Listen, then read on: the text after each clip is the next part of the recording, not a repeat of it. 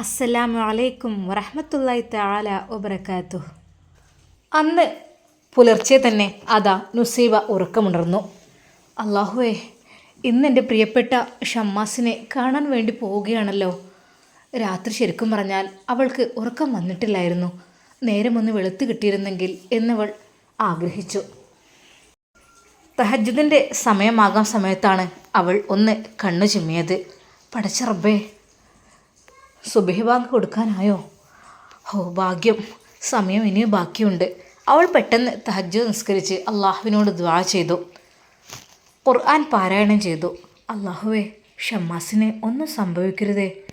അവൻ അവൻ്റെ പഴയ ജീവിത രീതിയിലേക്ക് തിരിച്ചു വരണേ റബ്ബേ. പള്ളിയിൽ നിന്നതാ മനോഹരമായ സുബഹി ബാങ്കുലി കേൾക്കുന്നു. നുസൈബ അത് കാതോർത്തു. അതിന് ജവാബ് ചൊല്ലി. സുന്നത്തും സുബഹി നിസ്കാരവും എല്ലാം കഴിഞ്ഞ് അള്ളാഹുവിനോട് കരഞ്ഞ് പ്രാർത്ഥിച്ചു.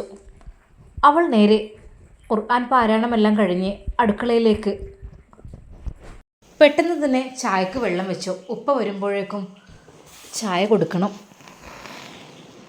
ഉമ്മ നിസ്കാരപ്പായയിൽ തന്നെയാണ്. പെട്ടെന്നവൾ അതാ ചായക്കുള്ള കടിയെല്ലാം ഉണ്ടാക്കുവാൻ വേണ്ടി ഒരുങ്ങുന്നു. മോളെ, ഇപ്പം തന്നെ മോള് എന്തിനാ അടുക്കളയ്ക്ക് ഇറങ്ങിയത്? കുറച്ച് കഴിഞ്ഞിട്ട് പോരെ? ഉമ്മ, വേഗം പണി കഴിച്ച് നമുക്ക് പോവാലോ. ഉമ്മ വിചാരിച്ചു, പാവം, ഓളെ മനസ്സിൽ ഇപ്പോഴും ഓൻ തന്നെയാണ്. എന്തൊക്കെ പറ്റിയിട്ടും പരിക്ക് പറ്റിയിട്ടും ഓളെ മനസ്സിന്ന് ഓൻ മാഞ്ഞിട്ടില്ല. ഉമ്മ, ഏതിന് ചോറിന് വെള്ളം വെക്കേണ്ടത്? മോളെ, അതൊക്കെ ഉമ്മ വെച്ചോണ്ട് ഈ കുറച്ച് പഠിക്കാളെടുത്ത് പഠിച്ചോ. അടുത്ത ആഴ്ചയല്ലേ എക്സാം. ഉമ്മ, ഇന്ന് വേഗം പണി കഴിക്കാം, എന്നിട്ട് നമുക്ക് വേഗം പോകാനുള്ളതല്ലേ. പടച്ച റബ്ബേ, ഓൻ്റെ അസുഖമൊക്കെ നീ വേഗം ഷിഫിയാക്കി കൊടുക്ക്. എൻ്റെ കുട്ടിക്ക് അങ്ങനെ ഒരു ആഗ്രഹം ഉണ്ടെന്നുണ്ടെങ്കിൽ ഓൻ്റെ കൂടെ തന്നെ ഉള്ള ജീവിക്കട്ടെ. ആ ഉമ്മ പ്രാർത്ഥിച്ചു. ഉപ്പ പള്ളിയിൽ നിന്ന് വന്നു. നുസൈബ ചായയുമായി ഉപ്പയുടെ അടുക്കലേക്ക് വന്നു. മോളെ, ഇന്ന് നമ്മൾ പോവുകയാണെങ്കിൽ നിങ്ങളൊക്കെ വേഗം ഒരുങ്ങിക്കോളിട്ടോ. പണിയൊക്കെ വേഗം കഴിച്ചു വെച്ചോളി. കുറച്ച് ദൂരം അങ്ങോട്ട് പോവാണ്ട്. ആ ശരി ഉപ്പ എന്ന് പറഞ്ഞ് നുസൈബ അതാ അടുക്കളയിലേക്ക് തന്നെ പോകുന്നു. വിറകടുപ്പിൽ തീ പിടിപ്പിച്ച് അവൾ ദോശക്കല്ല് അടുപ്പത്ത് വെച്ചു. ദോശ ചുട്ടുകൊണ്ടിരിക്കുന്നതിനിടയിൽ അവൾക്ക് തോന്നി, ഷിഫിയെ ഒന്ന് വിളിച്ചാലോ. ഉമ്മ വിളിച്ചു പറയുന്നുണ്ട്, മോളെ കുറച്ച് കഴിഞ്ഞിട്ടൊക്കെ ചൂടാം. നീ എന്തിനപ്പം ധൃതി കൂട്ടുന്നത്? ഉമ്മ വന്നോട്ടെ അങ്ങോട്ട്. മോള് പഠിക്കാനുള്ളത് പഠിക്ക്. അതുമ്മ സാരല്ല, എനിക്ക് കുറേയൊക്കെ അറിയാം. ഉമ്മ വിചാരിച്ചു, ഈ പെണ്ണിനൊക്കെ കിട്ടുന്നവൾക്ക് ഭാഗ്യമാണ്. കാരണം അത്രക്കും നേരത്തെ എണീറ്റ് പണിയൊക്കെ തീർക്കും. നല്ല ഉഷാറാണ്. സുബിഹായ പിന്നെ ഓള് പിന്നെ ഇവിടെ റൂമിലിരിക്കൂല. ഓള് നിങ്ങൾക്ക് അടുക്കളയ്ക്ക് വരണം. ഓൾഡ് കഴിക്കാനുള്ളത്, ചെല്ലാനുള്ളത്, ഓതാനുള്ളതൊക്കെ കഴിച്ചതിന് ശേഷം. ഇങ്ങനത്തെ പെൺകുട്ടികളെ തന്നെ കിട്ടുന്നവർക്ക് ഭാഗ്യമാണ്. എന്നാൽ പിന്നെ ഓല് കഴിച്ചില്ലാവും. ഉമ്മ, നിങ്ങൾ വരണ്ട, നിങ്ങൾ ഓതി പറഞ്ഞോണ്ട് ഇരുന്നോളി, ഞാൻ ഉണ്ടല്ലോ ഇവിടെ. കാര്യം എന്താ ഉണ്ടാക്കേണ്ടത്? മോളെ, എന്തെങ്കിലും ചട്നിയോ അല്ലെങ്കിൽ എന്തെങ്കിലും ഉണ്ടാക്കിക്കോ. എന്നാ അമ്മ മുട്ടക്കറി ഉണ്ടാക്കാല്ലേ? എന്തായാലും വേണ്ടില്ല മോളെ. നുസൈബ ധൃതിയിൽ പണി കഴിക്കുകയാണ്. അതിനിടയിലാണ് അവൾ ഷിഫക്കൊന്ന് വിളിക്കട്ടെ എന്ന് വിചാരിച്ച് ഫോൺ എടുക്കുന്നത്. ഹലോ, അസ്സലാമു അലൈക്കും. വലൈക്കും അസ്സലാം. എടി നുസൈബ, എന്തൊക്കെയാ, സുഖല്ലേ? അൽഹംദുലില്ലാ, സുഖാണെടി. പിന്നെ ഒരു സന്തോഷ വാർത്ത പറയാനുണ്ട് കേട്ടോ. എന്താടി? നുസൈബയുടെ സന്തോഷ വാർത്ത എന്താണെന്നറിയാൻ ആഗ്രഹിച്ചിരിക്കുകയാണ് ഷിഫ. എടി പറ. ഞങ്ങളെ ഇന്ന് ഷമ്മാസിനെ കാണാൻ പോവാണ്. മാഷാ അല്ലാ. ആരൊക്കെയാണ് എടി പോകുന്നത്? ഞാനും ഉമ്മയും ഉപ്പയും എളാപ്പയും ഉണ്ടാകും. അൽഹംദുലില്ലാ, ആയിക്കോട്ടെടി.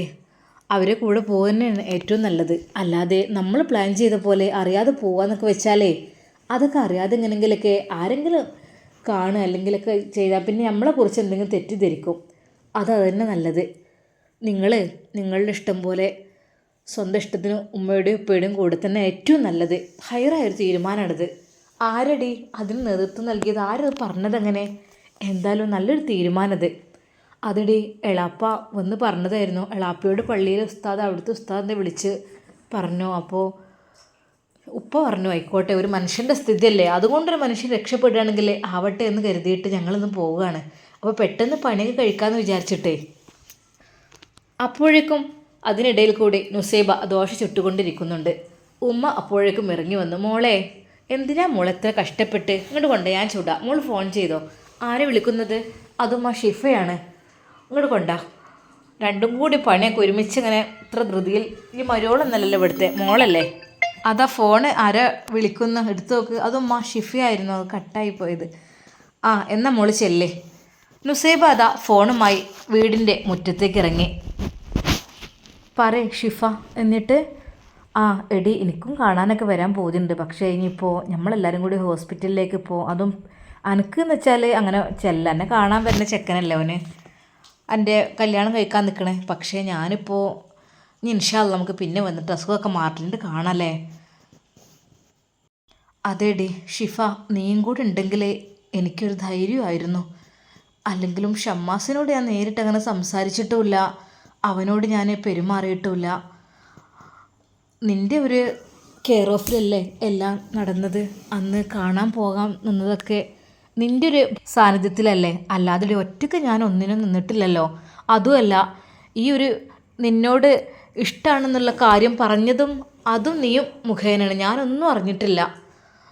അത് എന്നോട് ഇഷ്ടമുള്ള കാര്യം അവൻ നിന്നോട് പറഞ്ഞോ, പിന്നെ നീ എന്നോട് പറഞ്ഞോ, അങ്ങനെയൊക്കെയാണല്ലോ. അല്ലാതെ ഒരിക്കലും എനിക്കറിയണില്ലല്ലോ. അപ്പോൾ ഷിഫ നീ ഉണ്ടെങ്കിലടി എനിക്കൊരു ധൈര്യമായിരുന്നു. ഒന്നും ഉണ്ടായിട്ടൊന്നല്ല, എങ്കിലും എനിക്ക് സഹിക്കാൻ കഴിയും തോന്നണല്ലടി. കാരണം അവനാ കിടപ്പ് കിടക്കുകയാണ്. ഞാൻ എന്ത് വിളിക്കും? നീ ആണെങ്കിലും പിന്നെ ഷമ്മാസേന്നോ ഷമ്മാസ്കാന്നോ എന്തെങ്കിലുമൊക്കെ വിളിക്കും. അല്ലെങ്കിൽ ഷോപ്പിലാവുമ്പോൾ നീയാണല്ലോ വിളിക്കാറുള്ളത്, ഞാനല്ലല്ലോ. അതപ്പോൾ ഒരു പക്ഷേ എനിക്ക് സത്യം പറഞ്ഞാൽ ഒറ്റയ്ക്ക് ഉമ്മയും ഉപ്പയും ഉണ്ട്, ഓക്കെ. എന്നാലും ഞാൻ എന്ത് പറയുമടി, എനിക്ക് അങ്ങനെ ധൈര്യമില്ല വിളിക്കാനും പറയാനൊന്നും. അത്ര അങ്ങോട്ട് നമ്മൾ അടുത്തിട്ടില്ലല്ലോ. ചെറുതായിട്ട് മനസ്സിനുള്ളിൽ സ്നേഹം തോന്നി, അത് പിന്നെ അങ്ങ് ശക്തമായി. പക്ഷേ ഒന്നും മിണ്ടലും പറയലും അതൊന്നുമില്ലല്ലോ, ഒക്കെ മനസ്സിലല്ലേ. പിന്നെ ഓപ്പണായി പറയുന്ന ആൾ നീയല്ലേ ഷിഫ. നീ ഉണ്ടായിരുന്നെങ്കിൽ എനിക്കൊരു ആശ്വാസമായിരുന്നു. എടി പെണ്ണേ, എന്തിനാണ് എൻ്റെ ആവശ്യം? ഇനിയിപ്പോൾ കല്യാണം കഴിഞ്ഞാൽ ഞാൻ നിൻ്റെ കൂടെ വേണ്ടി വരുമോ? അങ്ങനെയൊന്നുമില്ല, നീ ചെല്ലടി. ഷമ്മാസിൻ്റെ ആ ഒരു അവസ്ഥയിൽ നിന്ന് അവനെ മാറ്റിയെടുക്കണം. നിനക്കവനെ വേണ്ടേ? നിന്നെ എൻ്റെ പ്രിയപ്പെട്ട ഹിജാബി എന്ന് വിളിക്കണ്ടേ അവനെ? നിൻ്റെ ആ മനോഹരമായ കണ്ണുകൾ അവന് കാണണ്ടേ? അതെല്ലാം നീ ഒരുക്കി കൊടുക്കണ്ടേ സൗകര്യം? അപ്പോൾ ഏറ്റവും നല്ലത് നീ അവിടെ ആക്റ്റീവ് ആവുക എന്നത് തന്നെയാണ്. ആക്റ്റീവായിട്ട് നീ വിളിക്കണം. ഷമ്മാസ് എന്നോ അല്ലെങ്കിൽ ഷമ്മുക്ക എന്നോ അല്ലെങ്കിൽ ഷമ്മാസ്ക എന്തോ അങ്ങനെ എന്തെങ്കിലും വിളിക്കണം. നിൻ്റെ ഒരു ശബ്ദം അവിടെ കേൾക്കണം. അങ്ങനെ കേട്ടിട്ട് അവൻ്റെ ഹൃദയത്തിൽ തട്ടണം. അങ്ങനെ അവൻ്റെ ഒരു ഓർമ്മ അതെല്ലാം ശരിയായി വരണം. ഷിഫ പലരെയും തിരിച്ചറിയുന്നില്ല എന്ന് വരെ പറഞ്ഞിരുന്നു. അതെ, ആരാണെന്ന് ചോദിച്ചാൽ കണ്ണിലേക്ക് നോക്കൂത്രേ, കണ്ണുനീരൊഴുക്കും. പക്ഷെ ഒന്നും പറയാൻ കഴിയുന്നില്ല. ഇനി മനസ്സിലാകാഞ്ഞിട്ടാണോ എന്താണെന്നറിയില്ല. എനിക്ക് പേടിയാവുന്നടി. എടി ഒന്നും ഉണ്ടാവില്ല ഷിഫ. എന്നെ എങ്ങാനും ഷമ്മാനസിന് മനസ്സിലായില്ലെങ്കിലോ? ഞാൻ എന്ത് ചെയ്യും? അതൊക്കെ മനസ്സിലാകും പെണ്ണെ. നീ ഇങ്ങനെ പേടിച്ചുകൊണ്ടിരിക്കല്ലേ. നീ അങ്ങ് ചെന്ന് വിളിച്ചു നോക്ക്. അവൻ വിളി കേൾക്കും. അവൻ്റെ അസുഖമെല്ലാം മാറും. എന്നിട്ട് ഇൻഷാ അല്ലാഹ് പെട്ടെന്ന് തന്നെ നിങ്ങൾ നിക്കാഹ് എവിടെയാണ് വെച്ചത് നിങ്ങൾ കാണുന്നത്? എന്തായാലും നിൻ്റെ ഉപ്പ ഉണ്ടാവില്ലേ? നിൻ്റെ ഉപ്പ അവൻ്റെ കൈകളിൽ നിന്നെ അങ്ങ് ഏൽപ്പിക്കും. പോരെ? ഒരു ഉസ്താദിൻ്റെ സാന്നിധ്യം പോരെ? പിന്നെ സാക്ഷികളായിട്ടും ഇഷ്ടം പോലെ ആൾ നിൽക്കാനുണ്ടാവും. നീ ഒരു പേടിയും പേടിക്കണ്ട. അതെ, നിൻ്റെ ആ ഒരു വിളി, നിൻ്റെ ഒരു സാന്നിധ്യം അത് ഷമ്മാസിനെ ഉത്തേജിപ്പിക്കും. അതുറപ്പാണ്. അവൻ്റെ എല്ലാ ഞാടി ഞരമ്പുകളും എല്ലാം ഉണർന്ന് പ്രവർത്തിക്കും. അത് ഉറപ്പുണ്ട് എനിക്ക്. ഷിഫ നീയും കൂടി ഉണ്ടായിരുന്നെങ്കിൽ. എന്താ പെണ്ണേ, ഇനി എൻ്റെ ആവശ്യമില്ല. അല്ലടി എനിക്ക് ഞാൻ നോക്കട്ടെ കേട്ടോ, ഞാൻ ചോദിച്ച് നോക്കട്ടെ. സത്യം പറഞ്ഞാൽ ഷമ്മാസിന് സുഖമില്ലെന്ന് കാണാനല്ലെന്ന് പറഞ്ഞപ്പോൾ സത്യം പറഞ്ഞാൽ പടച്ച റബ്ബേ, എത്രയാണ് നേർച്ചകൾ എനിക്കറിയുന്നില്ല. അത്രയ്ക്കും ഞാൻ നേർച്ച തരുന്നു. കാരണം പഠിച്ചോനെ, എൻ്റെ ഒരു പ്രയത്നം കൊണ്ടാണ് അവർ ഒരുമിക്കുക എന്നുള്ള ഒരു രീതിയിലെത്തിയത്. പക്ഷേ ആ ഒരു മിഠായി കൊടുക്കാൻ ആ തലേ ദിവസം പോകുന്നതിൻ്റെ ആ ഒരു തലേന്ന് തന്നെ അത് അങ്ങനെ ഒരു മിസ്സിങ് കേസ്. സത്യം പറഞ്ഞാലടി എൻ്റെ ഹൃദയം പൊട്ടിപ്പോയി. എനിക്ക് സഹിക്കാൻ കഴിയുന്നില്ലായിരുന്നു. എന്തറിയില്ല നുസൈബ, എനിക്ക് തോന്നുകയാണ് ഇതിൽ ആരൊക്കെയോ എന്തൊക്കെയോ കളിക്കുന്നുണ്ട് എന്നൊക്കെ ഒരു തോന്നൽ എനിക്ക് തോന്നുകയാണ്. അല്ലാതെ എന്തൊക്കെയായാലും പടച്ച ഒരിക്കൽ സത്യം പുറത്തു കൊണ്ടുവരും. അതെ, പലനാൾ കള്ളൻ ഒരു നാൾ പിടിയിലെന്നാണല്ലോ. അങ്ങനെ ഒരു നാൾ അവനെ പിടിക്കപ്പെടും. ആരാണ് ഇതിൻ്റെ ബാക്കിൽ പ്രവർത്തിക്കുന്നത് എനിക്കറിയില്ല. എന്ത് പറഞ്ഞാൽ അവനെ കൊണ്ടുപോയെന്നത്? മൊബൈൽ ഷോപ്പിൻ്റെ ബിസിനസ്സോ, എന്താ മൊബൈൽ ഷോപ്പ് തുടങ്ങാനോ? എന്താ അറിയില്ല.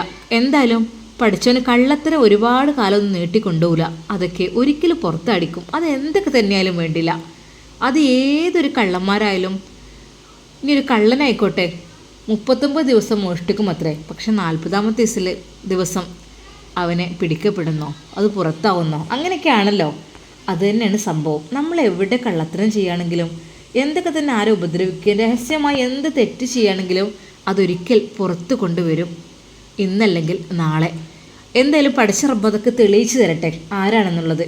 അതിനു മുമ്പായിട്ട് നമുക്ക് നമ്മുടെ ഷമ്മാസിൻ്റെ അസുഖമൊക്കെ മാറിയിട്ട് നല്ല ആക്റ്റീവായി നല്ലൊരു കല്യാണത്തിൽ പങ്കുചേരണം പെണ്ണേ. അതാണ് ഞാൻ ആഗ്രഹിക്കുന്നത്. ഷിഫ, നിനക്ക് എങ്ങനെ ഇതെല്ലാം പറയാൻ കഴിയുന്നു? ഇടി പെണ്ണേ, ആത്മവിശ്വാസത്തോടെയാണ് ഞാൻ പറയുന്നത്. അതെ, ഞാൻ ഒരു കാര്യം പറഞ്ഞേക്കാം. നീ വേഗം സെറ്റായിട്ട് പോകാൻ വേണ്ടി ഒരുങ്ങിക്കോ. പിന്നെ പറഞ്ഞതുപോലെ ഷമ്മാസിനെ വിളിക്കണം കേട്ടോ. ഒരു മടിയും കരുതണ്ട. ഒരു ജീവനാണ് നീ രക്ഷിക്കുന്നത്. ഒരാളുടെ ജീവിതം ശരിയായ ജീവിതത്തിലേക്ക് കൊണ്ടുവരാൻ നിനക്ക് കഴിയും. കാരണം നിനക്കത് പരിചയമുള്ളല്ലേ. നിൻ്റെ ആദ്യ ഭർത്താവിന് നീ അങ്ങനെ സെറ്റപ്പാക്കി എടുത്തതല്ലേ. അതുകൊണ്ട് ഇവനെയും കഴിയും. നീ നോക്കിക്കോ. പിന്നെ എടി, പിന്നെ ഷിഫ, നീ ഒന്ന് വാടി. നീയും വാ. ഞാൻ ചോദിച്ച് നോക്കട്ടെ പെണ്ണെ ഉമ്മയോട്. നിങ്ങൾ എപ്പോഴാണ് ടൈം എത്താന്നൊക്കെ പറയട്ടെ. അതിനനുസരിച്ച് എന്നാൽ ഞാൻ വരാൻ വേണ്ടി നോക്കാം. പിന്നെ നാളെ നീ ക്ലാസ്സിനല്ലേ? ഇനി ഒരാഴ്ചയേ ഉള്ളൂ കേട്ടോ. എടി, ഞാൻ അതിനുശേഷം 2 ദിവസമായിട്ട് ഞാൻ പോയിട്ടേ ഇല്ലല്ലോ. എന്താ, എന്നെ മിസ്സ് അന്വേഷിക്കുന്നുണ്ടോ? അതെ, മിസ്സ് നല്ല രീതിയിൽ അന്വേഷിക്കുന്നുണ്ട്. ഒരാഴ്ച മാത്രമേ എക്സാമിനുള്ളൂ. ഈ ഒരാഴ്ച ദിവസം നിങ്ങൾ ആരും ഒരിക്കലും ലീവ് ആക്കരുത്. ദയവായി നിങ്ങൾ വരണം. നിങ്ങൾക്ക് വേണ്ടിയാണ്, ഞങ്ങൾക്ക് വേണ്ടിയല്ല. ഞങ്ങളെല്ലാം ഇത് പഠിച്ച് പാസ്സായവർ തന്നെയാണ്. പക്ഷേ നിങ്ങൾക്ക് വേണ്ടി നിങ്ങളത് വിചാരിച്ച് വരണം എന്നൊക്കെ പറഞ്ഞ് ഒരുപാട് ക്ലാസ് എടുത്തിരുന്നു. പിന്നെ നിന്നെ പ്രത്യേകം ചോദിച്ചിരുന്നു, നുസൈബ എവിടെയാണ്, എന്തു പറ്റി, അങ്ങനെ ഇങ്ങനെയെന്നൊക്കെ ഓരോന്നൊക്കെ പറഞ്ഞ് എങ്ങനെ രക്ഷപ്പെട്ടതാണ്. നാളെ വരുന്നുണ്ടോ? എടി, ഇൻഷാ അല്ലാ ഞാൻ നാളെ വരാൻ പറ്റുകയാണെങ്കിൽ വരാം. എടി പെണ്ണെ, ഇനി ക്ലാസ് ഒഴിവാക്കല്ലേ കേട്ടോ. ആകെ ഒരാഴ്ചയേ ഉള്ളൂ. അത് കഴിഞ്ഞാലേ പിന്നെ എൻട്രൻസ് എക്സാം ആണ് കഴിഞ്ഞ് കഴിഞ്ഞാൽ പിന്നെ ഒരു പ്രശ്നമില്ല. നിനക്ക് നിൻ്റെ ഇഷ്ടം പോലെ എന്താ ചെയ്യുക. പിന്നെ റിസൾട്ട് വരുന്ന ആ ഒരു ടൈമല്ലേ. അതുമാത്രമല്ല, പിന്നെ നിൻ്റെ അവിടുത്തെ ഉമ്മല്ലേ, ആ ഉമ്മക്ക് ഒരു സന്തോഷ വാർത്തയും കൊടുക്കണ്ടേ. ഉമ്മ, ഞാൻ ജയിച്ചിരിക്കുന്നു, നിങ്ങൾ തന്ന ക്യാഷൊക്കെ ഉപകാരപ്പെട്ടു എന്നൊക്കെ പറഞ്ഞ്. അതെ, അപ്പോൾ അതിനു വേണ്ടി പ്രയത്നിക്കണം. ആ ഉമ്മയെ വിചാരിച്ചെങ്കിലും നീ ഇനി എക്സാം ഒന്നും എഴുതാതെ നിൽക്കല്ലേ കേട്ടോ. ഈ ഒരാഴ്ച ലീവ് ആക്കല്ലേ. ഷിഫ, എനിക്കിടെ ആഗ്രഹമൊക്കെ ഉണ്ട്. പക്ഷേ ഷമ്മാസ് ഈ ഒരു അവസ്ഥയിലായിട്ട് എനിക്ക് പുസ്തകം എടുക്കാനേ കഴിയുന്നില്ല. ഞാൻ പുസ്തകം എടുക്കുമ്പോഴേക്കും എനിക്ക് അവൻ്റെ മുഖമാണ് എനിക്ക് ഓർമ്മ വരുന്നത്. അതൊക്കെ ശരിയായിരിക്കാം നുസൈബ, എനിക്ക് നിൻ്റെ അവസ്ഥ നന്നായി അറിയാം. എന്തായാലും ഇനി നീ കൂടുതൽ സംസാരിച്ച് നിൽക്കണ്ട. നീ ഒരുങ്ങാൻ വേണ്ടി നോക്ക്. ഷിഫ, എന്താടി? ഷിഫ, എന്നെ ഷമ്മാസിന് തിരിച്ചറിയില്ലെങ്കിലോ? ഞാൻ എന്ത് ചെയ്യും? ഞാൻ അവനെ വിളിച്ചാലും അവൻ എന്നെ അറിയാത്ത രീതിയിൽ നിൽക്കുകയാണെങ്കിൽ ഞാൻ എന്താ ചെയ്യുക? എനിക്കാണെങ്കിൽ അവൻ എൻ്റെ മനസ്സിൽ നിന്ന് പോകുന്നേ ഇല്ല. എൻ്റെ പൊന്നു ഷിഫ, നിന്നോട് ഞാൻ ഒരു കാര്യം പറയാം. എൻ്റെ ഷമ്മാസ് ഇനി എന്നെ തിരിച്ചറിഞ്ഞില്ലെങ്കിലും, എന്നോടൊരു വാക്ക് സംസാരിക്കാൻ കഴിഞ്ഞില്ലെങ്കിലും, എൻ്റെ മുഖം അവന് കാണാൻ കഴിഞ്ഞില്ലെങ്കിലും, ഷിഫ, എനിക്കവന് ഇഷ്ടമാണ്. എൻ്റെ ജീവന തുല്യം ഞാൻ അവനെ സ്നേഹിക്കുന്നു. ഞാൻ മരിച്ചാലും എനിക്ക് ഷമ്മാസിനെ തിരിച്ച് ജീവിതത്തിലേക്ക് കൊണ്ടുവരണം. അതാണ് ഞാൻ ആഗ്രഹിക്കുന്നത്. ഇനി മറ്റൊരു ബന്ധത്തെക്കുറിച്ച് ഞാൻ ചിന്തിക്കുന്നേയില്ല സത്യമായിട്ടും. അതുകൊണ്ട് ഷിഫ, നീ പറയണം എൻ്റെ വീട്ടുകാരോട്, ഷിഫക്ക് അവനെ തന്നെ മതി. എന്തായാലും വേണ്ടില്ല, ഷമ്മാസ് ചലനമില്ലാതെ ആ കിടന്ന കിടപ്പിൽ കിടക്കുകയാണെങ്കിലും അവന് മാത്രം എനിക്ക് ഭർത്താവായി മതിയെന്ന് നീ പറയണം ഷിഫ, എടി പെണ്ണേ, നീ എന്തിനെ കരയുന്നത്? അതൊക്കെ റെഡിയാവും. എന്തായാലും നിൻ്റെ മനസ്സിൽ അവനല്ലേ. അതൊക്കെ പഠിച്ച റബ്ബ് ശരിയാക്കി തരും. ചെല്ലേ, ഞാൻ പറഞ്ഞല്ലോ, നിൻ്റെ ഒരു സാന്നിധ്യം അവൻ കൊതിക്കുന്നുണ്ടാവും, പ്രതീക്ഷിക്കുന്നുണ്ടാകും. അതായിരിക്കും ഇടയ്ക്കിടെ അവൻ്റെ കണ്ണുകൾ നിറഞ്ഞൊഴുകുന്നുണ്ട് എന്നൊക്കെ പറഞ്ഞു കേട്ടത്. ഒന്നും സംസാരിക്കാനൊന്നും ശരിക്ക് കഴിഞ്ഞില്ലെങ്കിലും ബോധമൊക്കെ ഇടയ്ക്കിടെ നഷ്ടപ്പെടുന്നുണ്ടെങ്കിലും ഒരു പക്ഷേ നിൻ്റെ സാന്നിധ്യം അത് വളരെയധികം വലുതായിരിക്കും. നീ ധൈര്യമായി ചെല്ലേ, ഞാനും വരാം. ഓക്കെ, ഇൻഷാ അല്ലാ. അസ്സലാമു അലൈക്കും. വലൈക്കും അസ്സലാം. നുസൈബ അതാ ഫോൺ കട്ട് ചെയ്യുന്നു. അവൾ ഉമ്മയുടെ അടുത്തേക്കതാ അടുക്കള ഭാഗത്തേക്ക് പോകുന്നു. ഉമ്മ ദോശ ചുട്ട് കഴിഞ്ഞിരിക്കുന്നു. കറി റെഡിയാക്കുന്ന തിരക്കിലായിരുന്നു ഉമ്മ. ഉമ്മ, അവൾ വിളിച്ചു. എന്താ മോളെ? ഉമ്മ, ഞാൻ ഷിഫിയെയും വിളിച്ചിട്ടുണ്ട്. മോളെ, ഷിഫിയൊക്കെ എന്തിനെ വിളിക്കേണ്ട ആവശ്യം? അതൊക്കെ ഒരു അല്ലുമ്മ, ഷിഫിയാണ് ഇതിനെല്ലാം കാരണക്കാരി. ഷിഫക്കായിരുന്നു ഏറ്റവും കൂടുതൽ ഞങ്ങൾ ഒരുമിക്കണമെന്ന് ആഗ്രഹമുണ്ടായിരുന്നത്. മോളെ, എന്നാ പിന്നെ ഓളെയും വിളിച്ചോ. അല്ല അപ്പം എന്താ പറയുക? അപ്പോഴതാ ഉപ്പയുടെ ഫോണിലേക്ക് എളാപ്പ വിളിക്കുന്നു. ഇക്കാക്ക, എന്തായി, ഒരുങ്ങിയോ? ഇനിയിപ്പോൾ വേഗം പോകേണ്ടതല്ലേ? ഇവരൊക്കെ ഒരുങ്ങുന്നുണ്ട്, നോക്കട്ടെ, ഞാനൊന്നേ വിളിക്കാം. നുസ്രത്തെ, കഴിഞ്ഞില്ല നിങ്ങളെ പണിയൊക്കെ? അപ്പോൾ അധികം ഒരു പണിയേക്കാരം, വേഗം ഒരുങ്ങിക്കോളേ. ഇക്ക, ഇത് ചായ എടുത്ത് വെച്ചിക്കണേ, വേഗം വന്ന് കുടിച്ചോളി. എല്ലാവരും ഇതാ ചായ കുടിക്കുന്നു. നുസൈബാക്ക് ചായ കുടിച്ചിട്ടൊന്നും ഇറങ്ങാത്ത പോലെ. മോളെ, കഴിച്ചിട്ടോ? ഹോസ്പിറ്റലിലേക്കാണ് പോകുന്നത്. ഉപ്പ ദയനീയമായി അതാ നുസൈബയുടെ മുഖത്തേക്ക് നോക്കി. ഉപ്പയുടെ മനസ്സിൽ വല്ലാത്തൊരു വേദനയുണ്ടായിരുന്നു. പാവം, എൻ്റെ കുട്ടീൻ്റെ ഒരു വിധി എന്തപ്പം ചെയ്യുക? എത്രമാത്രം എൻ്റെ കുട്ടി പ്രതീക്ഷിച്ചതായിരുന്നു, അതെല്ലാം ഇല്ലാതായപ്പോൾ പഠിച്ച റബ്ബേ, അവളുടെ മനസ്സിൽ എന്താണ് ആഗ്രഹം അതന്നെ നടക്കട്ടെ റഹ്മാനെ. ഉപ്പാൻ്റെ കുട്ടി ചായയൊക്കെ നല്ലോണം കുടിച്ചോളി, ഇനിയിപ്പോൾ കുറേ അങ്ങോട്ട് ദൂരം പോവാണ്ട്. ഉപ്പ, ഞാൻ കുടിക്കുന്നുണ്ട്. അപ്പോഴതാ ഒരു ബെല്ലടി കേൾക്കുന്നു. നുസൈബയുടെ ഉമ്മ സിറ്റ് ഔട്ടിൻ്റെ ആ ഭാഗത്തേക്ക് പോയി നോക്കി. റഹീം ഇത് വന്നിക്കണ്, കയറിയിരിക്കും മോനെ. ഇക്ക, റഹീം വന്നിക്കണ്. എന്താ ഇത്താത്ത, നിങ്ങൾ ഇതുവരെ ഒരുങ്ങിയില്ലേ? നമ്മളൊരു വഴിക്ക് പോകാൻ നിൽക്കല്ലേ? ഇതാ ഞാൻ ഇപ്പോൾ റെഡി ആവാം.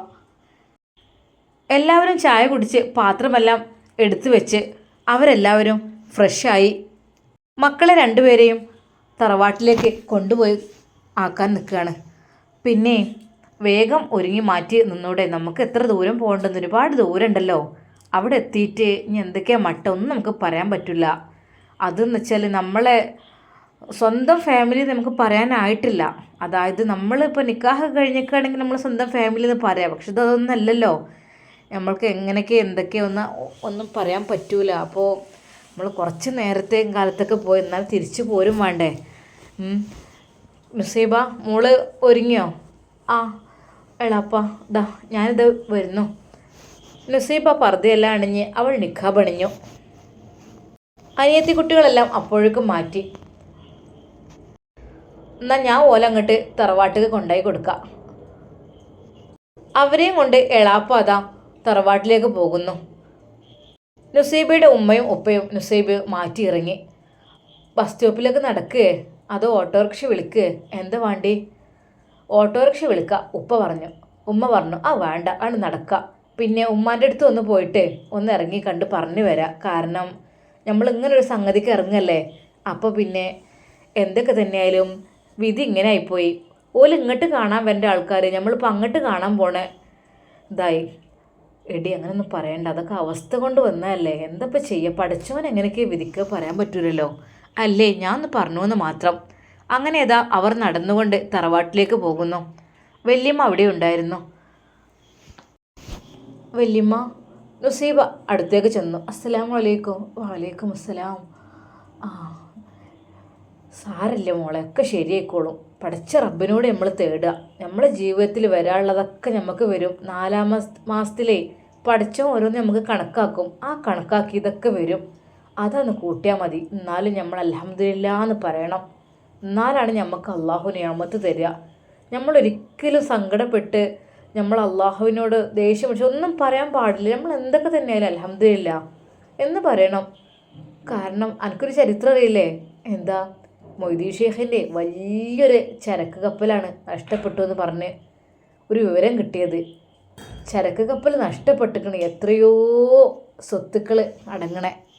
വലിയൊരു നഷ്ടമാണ് നഷ്ടപ്പെട്ടാൽ. അത് കടലിൽ മുങ്ങിപ്പോയി നഷ്ടപ്പെട്ടു, കാണുന്നില്ല എന്ന് പറഞ്ഞപ്പോഴേ അദ്ദേഹം എന്താ പറഞ്ഞതെന്നോ, അൽഹംദുലില്ലാന്ന്. അപ്പോൾ എന്താ, നമുക്ക് നഷ്ടം വരുമ്പോഴും നമുക്ക് സന്തോഷം വരുമ്പോഴും നമ്മൾ അള്ളാഹുവിനെ സ്തുതിക്കണം, അൽഹംദുലില്ലാ അത് പറഞ്ഞാലാണ് നമുക്ക് പഠിച്ചോൻ പിന്നെ അതിൻ്റെ ഇരട്ടി നമുക്ക് തരിക. അപ്പോൾ ഈ മൊയ്തീൻ ഷേഖ് എന്നൊരു അവർ അൽഹംദുലില്ലാ എന്ന് പറഞ്ഞു. കടുത്ത വേദന മനസ്സിലുണ്ടാവും, എന്നാലും ഒന്നും പറഞ്ഞില്ല, സങ്കടം പുറത്ത് കാണിക്കാതെ അള്ളാഹുവിനെ സ്തുതിക്കുകയാണ് ചെയ്തത്. കുറച്ച് കഴിഞ്ഞപ്പോൾ ഒരു ന്യൂസ് അത് കിട്ടണ്, അതേ മുങ്ങിയ കപ്പൽ നിങ്ങളതല്ല, അത് വേറെ ഏതോ ഒരു കപ്പലാണ്, നമ്മളെ കപ്പൽ സുരക്ഷിതമായി അതാ വരുന്നുണ്ട്, കരക്കണയാൻ നിൽക്കുന്നുണ്ട് എന്ന് പറഞ്ഞു. അപ്പോഴും അദ്ദേഹം പറഞ്ഞത് അൽഹംദുലില്ലാ. അപ്പോൾ എന്താ, മറ്റേ ആദ്യം പറഞ്ഞ അൽഹംദുലില്ലാ നഷ്ടപ്പെട്ട ഒരു വേദന കൊണ്ടെങ്കിലും അള്ളാഹുവിനെ സ്തുതിച്ചു. കാരണം അള്ളാഹു എൻ്റെ സംഭവങ്ങൾ എൻ്റെ മുതലെടുക്കാൻ വിചാരിച്ചു, അത് അള്ളാഹു കൊണ്ടുപോയി, അൽഹംദുലില്ലാ. തിരിച്ച് കിട്ടിയപ്പോഴും അൽഹംദുലില്ലാ. അപ്പോൾ എൻ്റെ കുട്ടി പഠിച്ചോനെ സ്തുതിച്ചോളേ. ആദ്യം ഓനെ കാണാനില്ല എന്ന് പറഞ്ഞിട്ടു, ഇപ്പോൾ കിട്ടില്ല, തിരിച്ച് കിട്ടിയല്ലോ, അൽഹംദുലില്ലാ. ഇനിയിപ്പോൾ ഒക്കെ റെഡിയായി ലെവലായി വരട്ടെ, എൻ്റെ കുട്ടീനെ പഠിച്ചോ നന്നാക്കട്ടെ.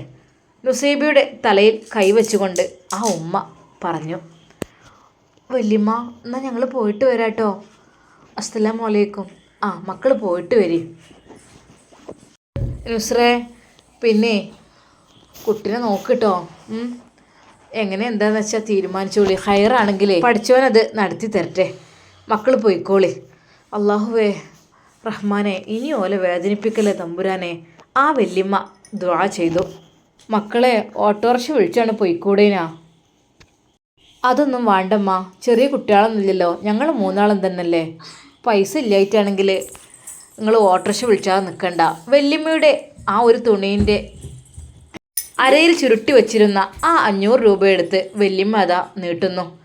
ഇതാ വണ്ടിക്ക് പോയിക്കോളി, ബസ്സിനൊക്കെ പോകുമ്പോൾ ഒരുപാട് ബുദ്ധിമുട്ടേക്കാരം, ഇതായിട്ടാണ് പോയിക്കോളി.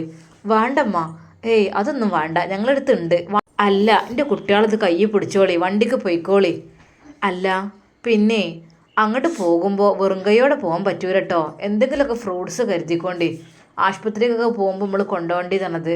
ആ അതൊക്കെ ഞങ്ങൾ വാങ്ങിക്കൊണ്ട്. ഇതവിടെ വെച്ചോളി, എന്തെങ്കിലും ആവശ്യം വരൂലേ.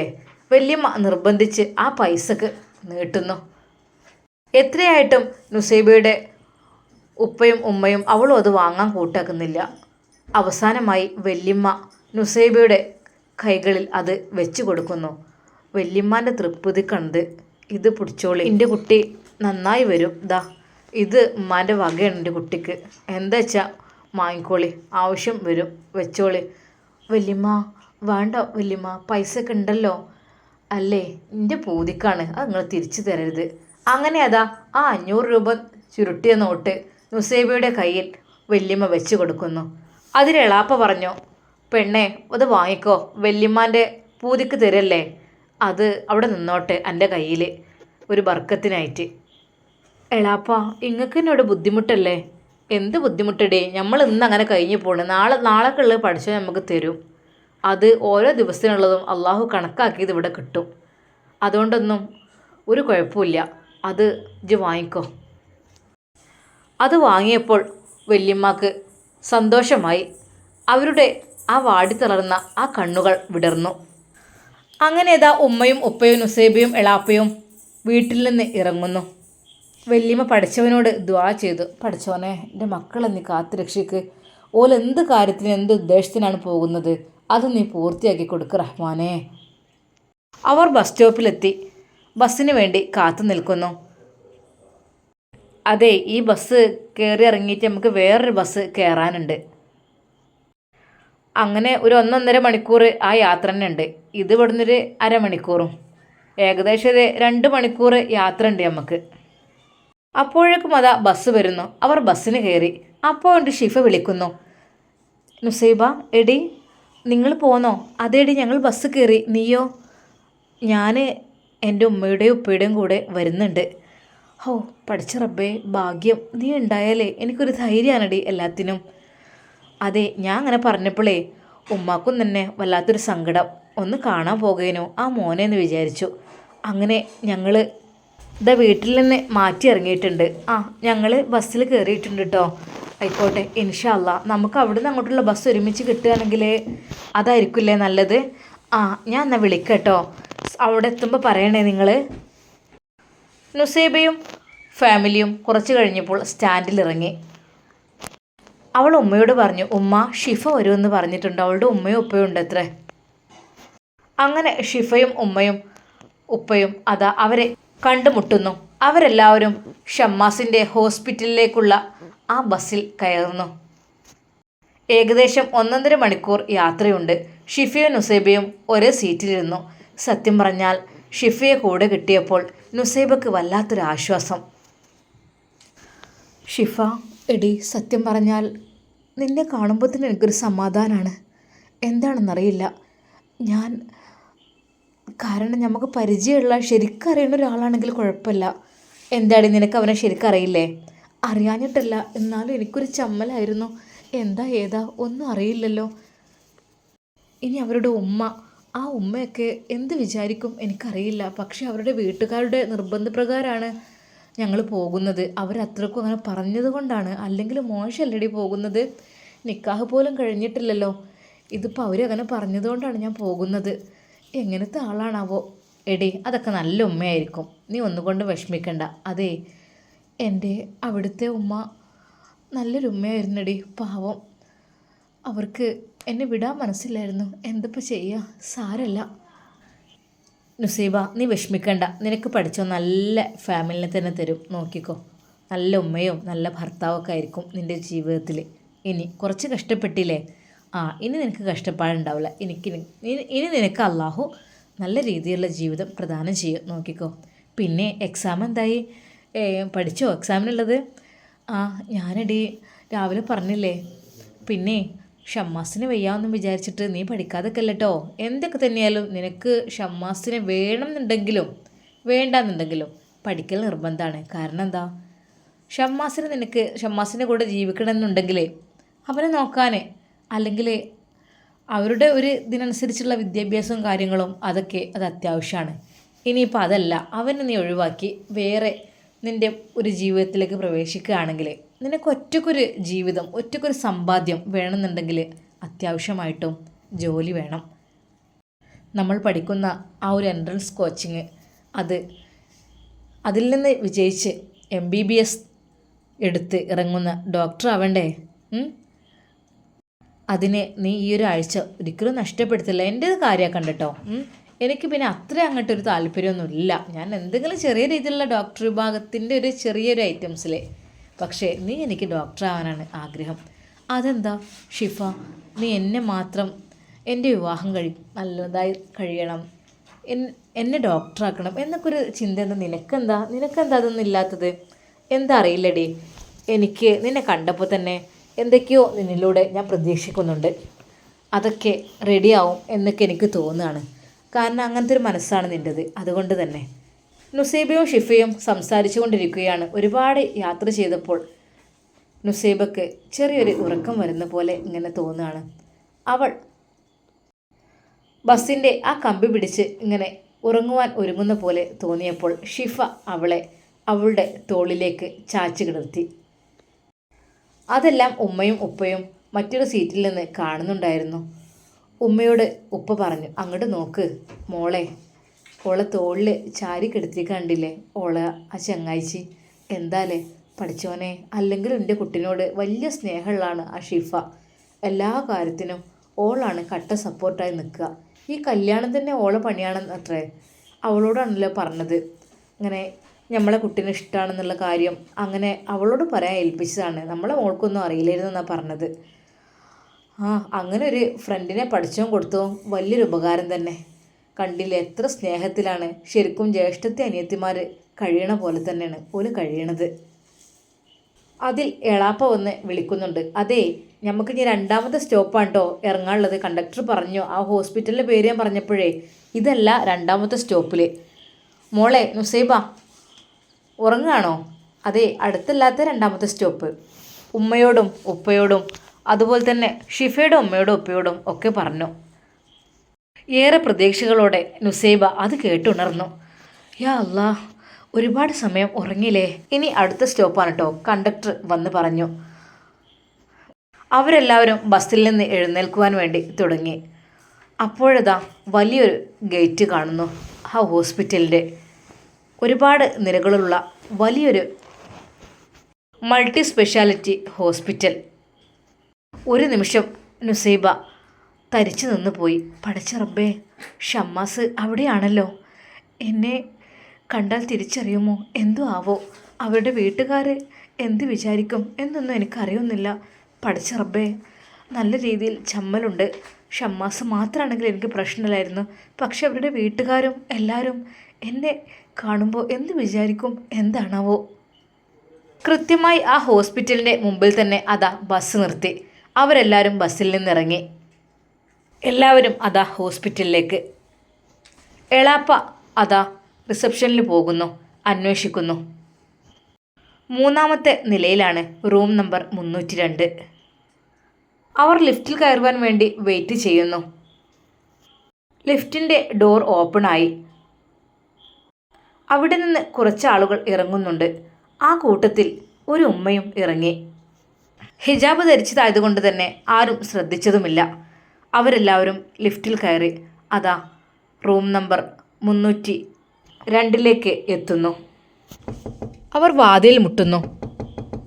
വാതിൽ തുറന്നപ്പോൾ അവൻ്റെ ഷോപ്പിലെ സ്റ്റാഫുകളാണ് അതിനുള്ളിലുള്ളത്. ഷമ്മാസ് ഓക്സിജൻ മാസ്ക് വെച്ച് കിടക്കുകയാണ്. ഷിഫയും ഉമ്മയും ഉപ്പയൊക്കെ പെട്ടെന്ന് ഉള്ളിലേക്ക് കടന്നു. നുസൈബ അവിടെ പുറത്തു നിന്നു. അവളുടെ ഉമ്മയും ഉപ്പയും എളാപ്പയും. ഷമ്മാസിൻ്റെ ആ ഒരു കിടപ്പ് കണ്ട് ശരിക്കും ഷിഫ ഞെട്ടിപ്പോയി. പടച്ച റബ്ബേ, എന്തൊരു സ്മാർട്ടായ ആളായിരുന്നു. കിടക്കുന്ന കിടപ്പ് കണ്ടില്ലേ? ഉമ്മ, ഇതാണ് ഷമ്മാസ്, എന്തൊരു നല്ല ആളായിരുന്നു. നുസൈബ, ഷിഫ അതാ അവളെ വിളിക്കാൻ വേണ്ടി പുറത്തേക്ക് പോകുന്നു. നീ എന്താ അവിടെ നിൽക്കുന്നത്? ഉമ്മ ഉപ്പ കയറിക്കോളൂ. മോളെ, അവിടെ അവരുടെ ഉമ്മ ആരെങ്കിലും ഉണ്ടോ? അങ്ങനെ പെട്ടെന്ന് നമ്മളങ്ങ് കയറി ചെല്ലുന്നത് ശരിയല്ലല്ലോ.